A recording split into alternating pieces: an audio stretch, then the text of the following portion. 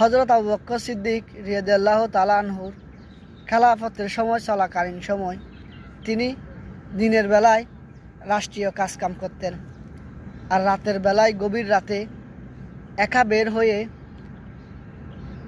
তার দেশের মানুষের কি হালত ঘুরে ঘুরে চেক করতেন।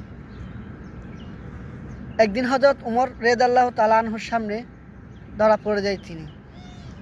তখন হযরত উমর রাদিয়াল্লাহু তাআলা আনহু জিজ্ঞেস করেন, হে আমিরুল মুমিনিন, এই গভীর অন্ধকার রাতে এই পাথরের রাস্তার মধ্যে আপনি কেন হাঁটতেছেন?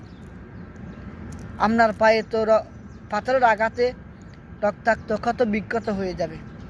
তখন আবু বকর সিদ্দিক রাদিয়াল্লাহু তাআলা আনহু বলেন, আমি যদি জুতা পায়ে দিয়ে হাঁটি, পাথরের শ্বাসস্পষ্টে যদি আওয়াজ শব্দ বড় হয়, তখন আল্লাহর বান্দার যদি ঘুম ভেঙে যায়, তখন সেই কারণে কাল হাসরের ময়দানে আল্লাহ পাক রব্বুল আলামিনের কাছে আমাকে জবাবদিহি করতে হবে।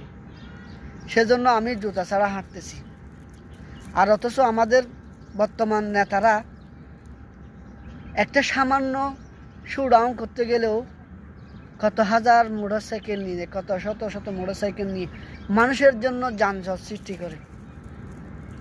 নেতা হলে আবু বকর সিদ্দিকের মতো নেতা হতে হবে, যেন মানুষের কোনো ক্ষতি না হয়। আসসালামু আলাইকুম।